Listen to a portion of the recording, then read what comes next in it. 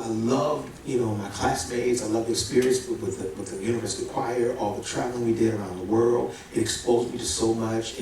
I had an opportunity to meet incredible artists in every genre of music.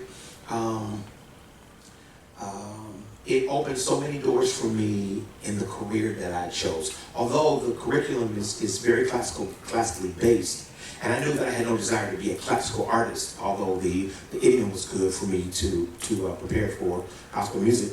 I just had no desire to be a classical artist. But I knew I was going to do gospel, I just didn't know how. While I'm at Howard, I do a radio drop for a church for their broadcast. The program director calls me and offers me a job. I always wanted to do radio, but I never said anything to anybody. And offered me a job. I started doing a part-time job at that time, the only gospel radio station in the city, which was 1340 AM WICB. And I did that for 6 years. I would do late night, 11 to 7 AM on the weekends, and sometimes I would fill in noonday. What it did was it connected me to the gospel industry, because we would have artists in the studio. I would have to interview the artist, or if I wasn't interviewing the artist, I was engineering for the disc jockey who was actually engineering, who was actually interviewing. So it really was this incredible, unplanned, orchestrated God situation for me. I met people who I had listened to as a kid. I met people who I just looked up to. And I've always been a people watcher. So airports and malls are like heaven to me, because I'm a people watcher. And so I would watch, and I would listen to the interview, and I would watch the way they would talk about what they did. And when the opportunity arose for me to have a conversation, I would have a conversation, and I would ask as many questions without being overbearing. And it really was the introduction to my career, but I didn't know what I was preparing for career in gospel music. So the recording we did in '95 was as a result of me doing all these workshops and these clinics, these seminars, and not having anything to give people musically. And they would say, that song you taught, do you have that somewhere? And I was like, yeah, I do, but I'm not having it here, but I don't have it, out. And so the reason I did the first recording was to give the people that I did workshops for some music to take home.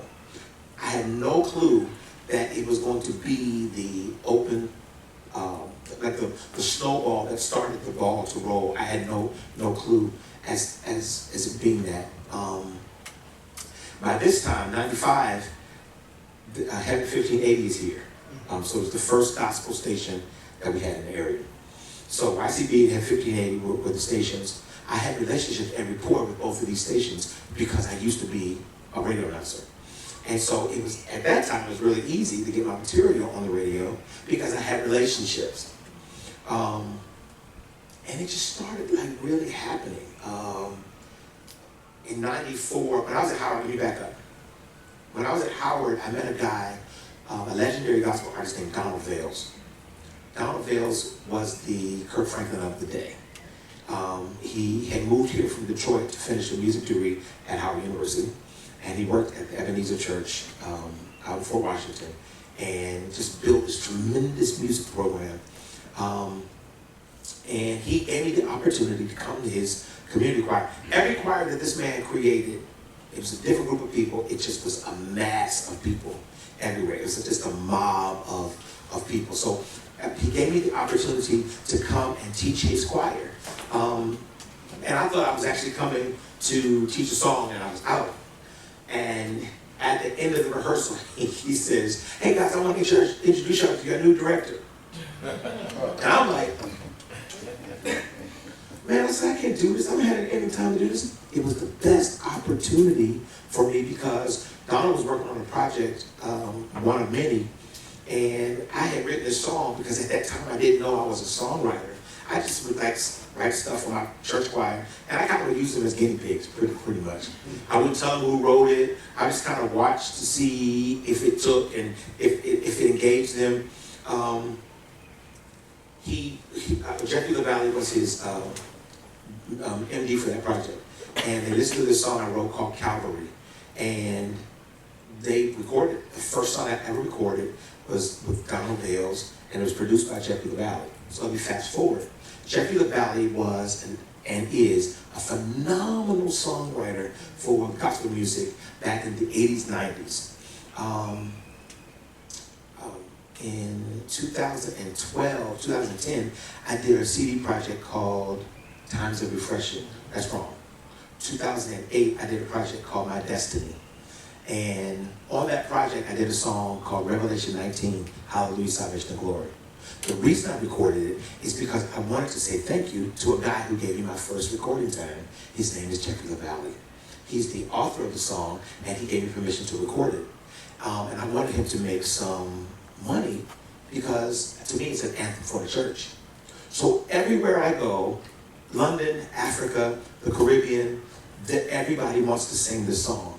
And as a result of him giving me my opportunity, I always believe that when people are kind to you, my grandmama used to say it's nice to be nice. When people are kind to you, it's your responsibility to reciprocate the kindness anywhere and every chance you get. So 2 years ago, we got a call from Oprah for her Sunday inspirational thing she does. They wanted to use the song, Hallelujah, Salvation and Glory, for their thing. And I said, I will only do it if we share the royalty with the composer, because they give royalties for the performance of the song. And so I said, I'll do it if we can split this royalty to Mr. LaValley. And my lawyer said, you know you don't have to do it. I said, I know, but I want to do it. Because I believe that it's a great opportunity to remember the giants or the generals in the industry who gave you opportunity. And so, I have little stories like that of different stuff that happened. So I never planned to be a gospel artist. It just kind of happened. But when I was doing it, I knew I was supposed to do it.